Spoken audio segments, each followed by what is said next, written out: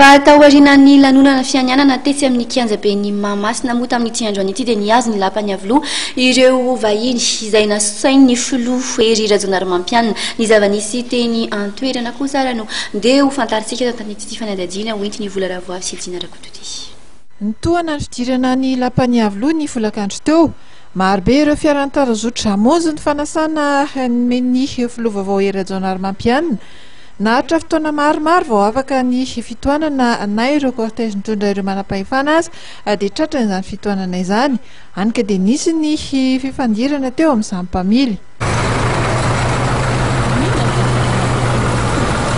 Nizara roa ny toerana nandraisana azy ireo. Nisy lanonana izay niarahan'ny filoha ery Rajaonarimampianina tamin'ireo heriverina eto amin'ny firenena, ny mpanao politika, ny mpandrarara toe-karena, ny mpikambana amin'ny rafitry ny tetezamita.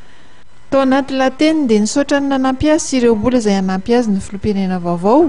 Andaniny kosa dia tao anatin'ny tranobe ao amin'ny lapany avloa nandraisan'ny filoham-pirenena vaovao ireo délégationna vahiny, ireo filoham-pirenena ny mahasoivo miasa sy monina eto amintsika.